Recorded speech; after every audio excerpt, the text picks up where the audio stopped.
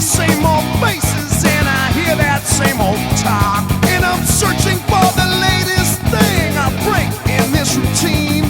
I'm talking some new kicks, ones like you ain't never seen. This is home. This is Mean Street. It's our home, the only one I know.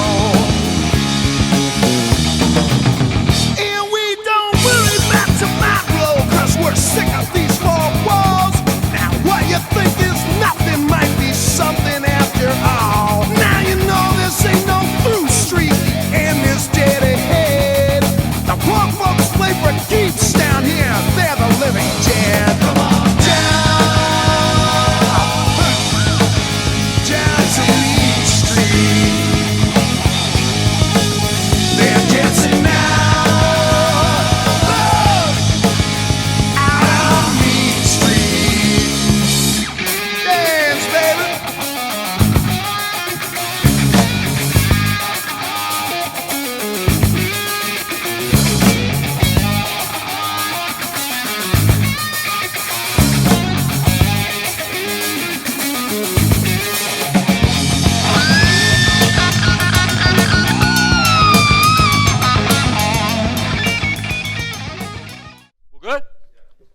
Welcome back, bowling fans. This week in the Draft League, Season 3, Week number 5.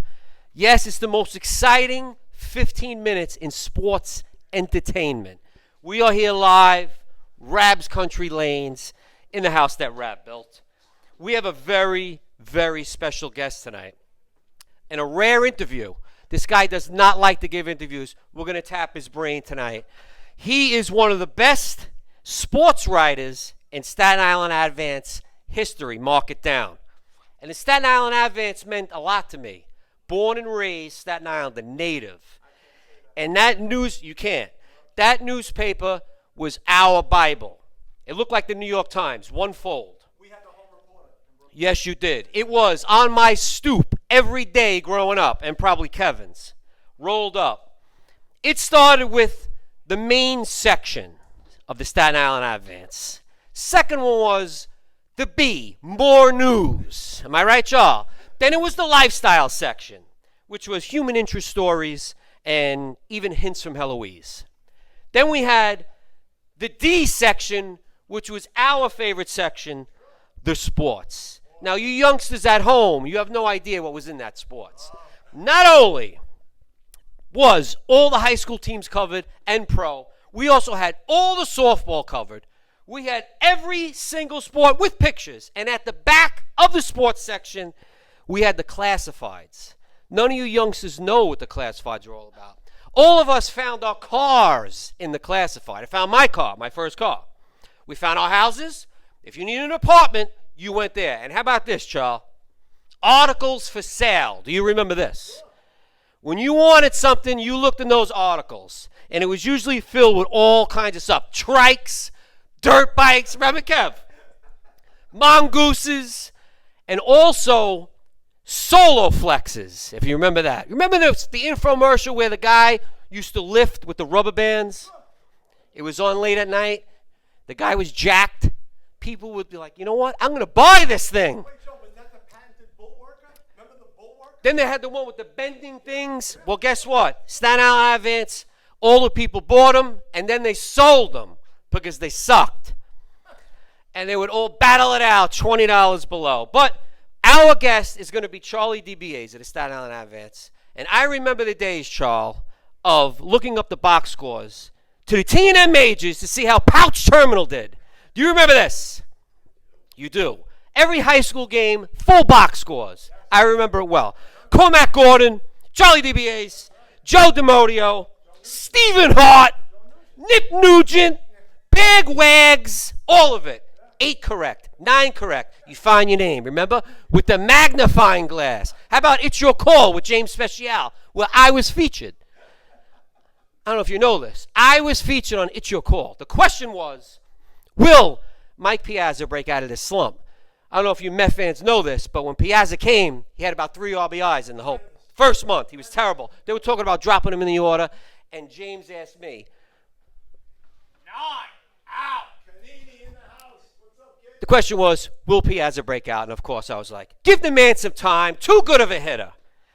So, I'm going to bring in the guests right after I introduce a couple of important people. The first one, he was away last week, but now he's back.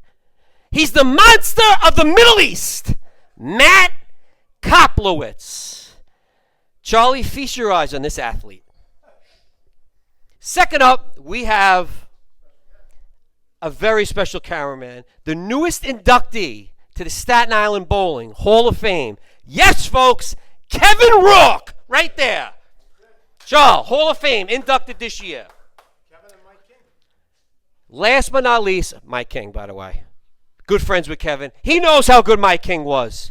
Brooklyn's own, Staten Island's own, Joe Calandrillo, also known as Joe Cal. Joe, who do we have, Joe? Oh, Joe, well, I think you told everybody we got Charlie DeBiase from the Advance, but I do want to say that, touching on the Piazza thing, even though I'm not a Met fan, for those fans out there, the youngsters, as we like to say, Piazza came in '98, right? Yeah. Franco gave up his number, 31, so Piazza could have it, and Franco switched to 45 in honor of the late, great Tug McGraw. So that's a little Met trivia there from a Yankee fan. From a Yankee fan. I'm just putting it out there. It's all New York. It's all good. It's all good. Plus, they're 2 paisans, Franco and Piazza. Come on. All right. So we're happy to have Kevin Rourke with us tonight. The guy's an all-around great athlete. Played hockey when he was younger. Hits the golf ball 1.5 miles, always in the fairway. Puts lights out, unlike me. Joe, I free putted like every green yesterday. Horrendous display on the greens by yours truly. I felt like Ernie Els at the Masters a couple of years ago when he couldn't make like a 3-footer. But anyway, it's that time to bring in our guest. Charlie DeBiase, come on in, Charlie. We're happy to have you. Charlie is our first, welcome, Charlie. Charlie's our first official non-bowling guest, special guest. So now we're going to ask Charlie a couple of regular major sports questions, because even though this is a bowling show with our great bowling league and the great bowling center, we're going to cover a wide variety of different sports. So Charlie, because we're in the throes of football now, Jets and Giants not really off to great starts, the injuries and all that, give us your opinion. What do you think of Adam Gase as a head coach? I think he's kind of behind the 8 ball right now because of all the things, obviously Donald being out doesn't help. That's a big negative. The way they lost in week 1. Right. I think he's better than what he's showing. I think he's got to be given a chance. I mean, the one thing they have to shore up at some point is the offensive line. But it's not a firing situation or anything like that. Right. I think the guy knows what he's doing, and he's got to tone it down a little bit with the bravado. Yeah. But I think you got to give him a chance, especially you got to get Donald back. Right. That's just you know what? Charlie gave a great answer there. I'm not a big fan of Gase. To me, Charlie, everything he said is 100% right. But I think, to me, he's more of an offensive coordinator type, maybe not a head coach material. But that's just my opinion. What do you think of Daniel Jones? You think the Giants definitely made the right pick there? You'd like to think when Gettleman made the pick that he saw something that not everybody did, and I'm the first to admit, and I think Joe will probably saw it because I went absolutely animal when they made the pick. I wanted the edge rusher from Kentucky. Allen, yeah, I can't remember anything. But I'm very encouraged because the 2 things that I noticed the most about him is, number 1, his accuracy is good, and number 2, he's got mental toughness. He doesn't show any fear in the pocket. Listen, 4 games, 2 games, whatever it is, 3 games doesn't make a season, doesn't make a career. But I'm encouraged by what I see, and as they increase getting more players in free agency next year and stuff like that, I think it's encouraging. I do. Another spot-on answer from Charlie D. What do you think of the Yankees tonight? They're going to get the broom out and wrap it up, or you think tonight Odorizzi pitches a good game? The one thing that worries me in a 5-game series is even when a team goes up 2-0, all you need is a victory and you're right back in it. So, Odorizzi, if I remember correctly, he hasn't dominated the Yankees, but he's always kept the Twins in the games. I don't know what's going to happen.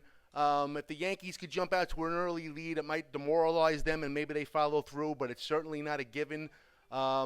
Severino pitches well. They'll give him a fighting chance. So we'll see. We'll see. Again, Charlie with another spot-on answer. And the hockey season started. What are your allegiances? Your Islanders, Rangers, or Devils? I'm a huge Rangers fan. Well, I happen to be a big Islanders fan, but that's okay. So what do you think of the two kids, Kako and Hughes? Listen, in terms of talent, it is there. Obviously, Kako in the first 2 games doesn't have any points. I don't think he has. He definitely doesn't have any goals. No. I don't think he has any assists either. But so 2 assists, 2 games don't make a career and all. Yeah. I mean, in terms of talent and what they've shown on the international level and in the preseason and stuff like that, I think both teams, self-explanatory, hit it on the head, and I think they're both going to have long, good careers. I really do. Yeah. I do. I'm encouraged. You know what, Charlie? I think the New York hockey scene is in good hands. The Islanders have Matty Barzal, their own good young. He's a leader, a young guy. Yeah. He leads, and I think the hockey future is going to be good here. Listen, I tip my cap to the Islanders for what they did. I never expected them to be as good as they were last year. It just goes to show that Trotz is a good coach, I think, anyway. That's right. It should be very encouraging. Yeah. The next few years with the moves the Rangers made with the kids and all the kids they got still coming up, the Devils made household changes. They got Saban now. And the Islanders, building on what they did last year, I think it should be really, for lack of a better phrase, exciting to see between the 3 local teams battling for playoff spots and maybe meeting the playoff. Maybe they'll all make it, and there hasn't been a playoff series between the 3 teams in a long time, and that's a lot of excitement there when they do. So we'll see. We'll see. It looks good. And just for the basketball fans out there, I got to touch on it. Knicks and Nets. What are we thinking? Listen, the Nets. I understand all the excitement, but the truth of the matter is that Durant's not going to be back for a year. So, but they won last year. They made the playoffs last year. They got Irving. And of course, Durant in the future and stuff like that. The coach is obviously good, so I think things are very encouraging for them. The Knicks, hopefully the moves they made, they got a bunch of role players. They still need to get some playmakers, go-to guys, whatever you want to call it. So we'll see what happens. Hopefully there's progress. They got to get another top 10 pick probably next year. We'll see. It's been a long time, so I don't know. Thanks, Charlie. We covered the 4 major sports, but now the bowling community wants to know, was there ever any bowling in Charlie DeBiase's life? I'm pretty sure that people would tell you that I'm in the top 10 all-time worst bowlers, partly because I don't bowl very much, but I get made fun of because the one thing they call me when I do go with the kids and stuff like that. Right? I don't want to hear much laughter, but whatever. You got to do what you got to do. They call me Twinkle Toes Flintstone because when I do bowl, the rare times 2 or 3 times a year, I do the Fred Flintstone, that little stutter step. You remember that, right? Yeah. Right. So that's what I do, and I'm streaky. That's okay, Charlie.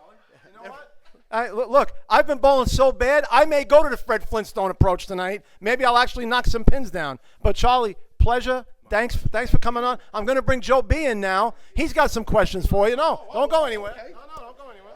Joe, great stuff. Charles, good to see you, by the way. How come no Met talk? What was that? What's your thoughts on Seth Lugo? Is he a reliever or a starter? I think he's in the position he should be, and he's definitely not a closer. I think they should not change a thing with him. He is not a starter. I think he's a great setup man, and if I were the Mets, I would keep him exactly where he is, but get him some help so that he's not pitching every night. Right, that's what I'm saying. Let's talk about the important stuff here. Like, what do you think about Jed Lowry? Is he going to contribute next year or what? Let's see. If they could get about 10 or 15 games, I think he's – listen, I thought it was a good signing. Nobody expected him. I don't know what the heck is going on. Is it me or – What's wrong? What's taking so long to sign Girardi?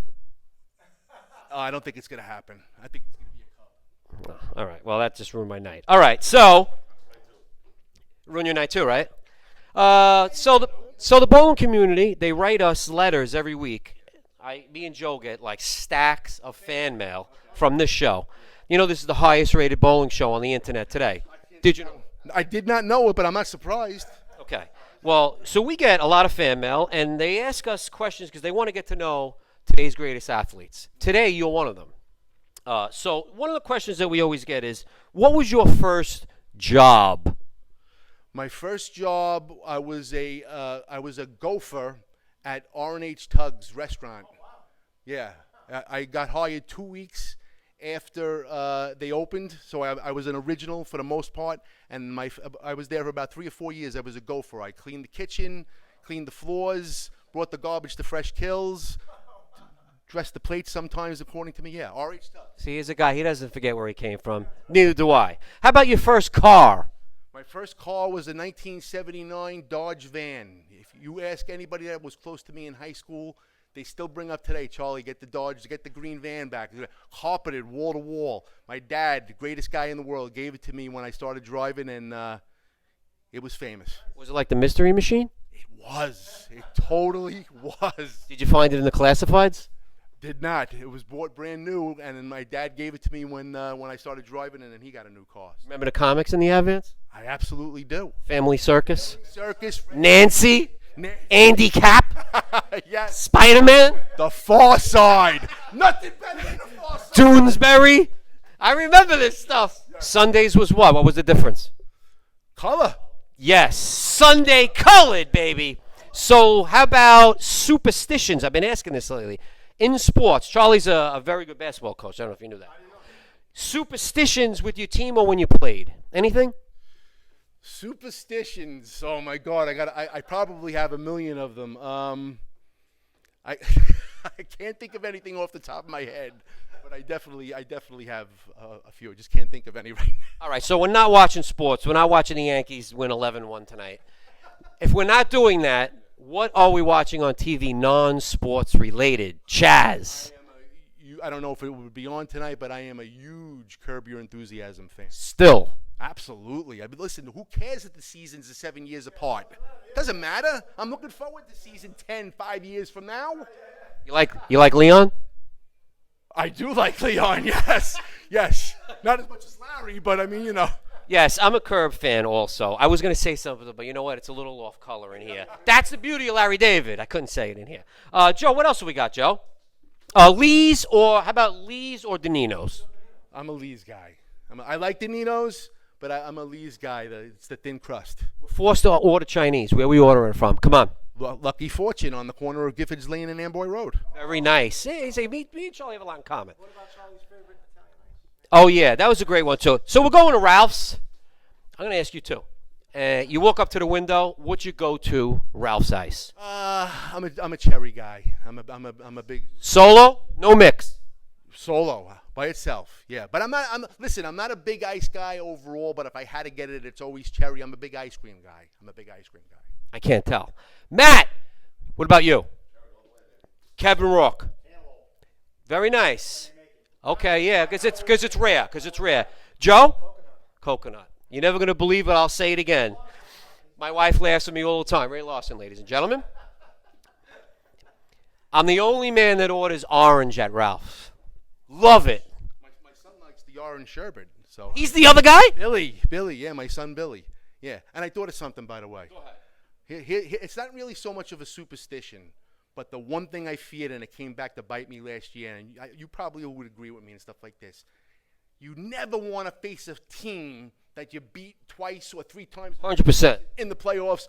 Happened last year. We lost in the semifinals. We beat them 3 times with it. So that's my biggest fear in basketball. Another positive is when you do lose to the team in the regular season, the post-game talk is always about, wouldn't you rather beat them in the playoffs than tonight? And they all say yes. And then you say, then everything is fine. Now you have to do that, but that's the one thing that sells them on it. He's totally right.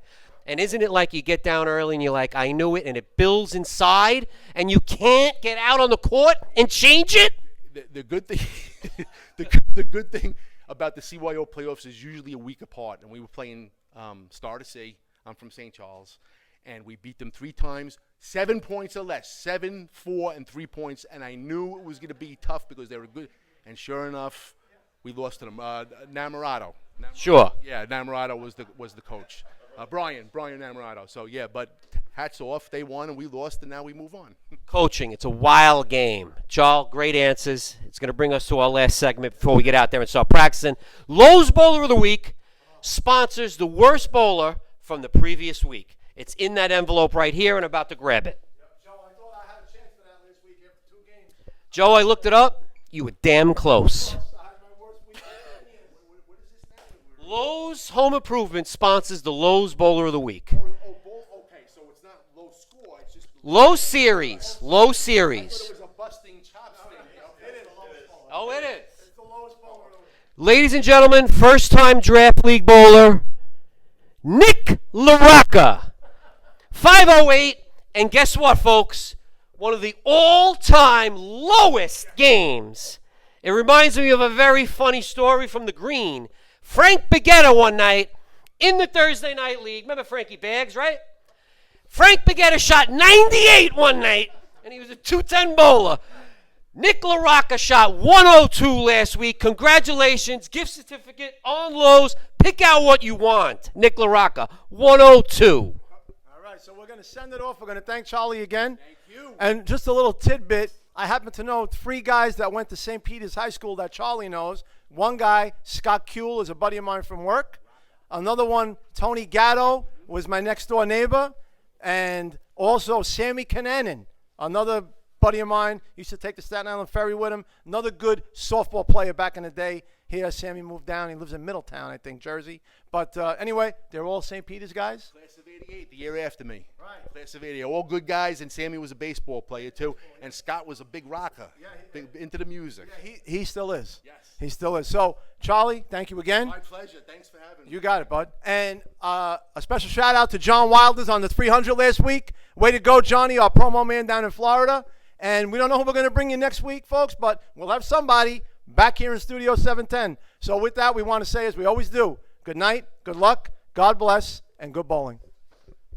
Thanks, guys.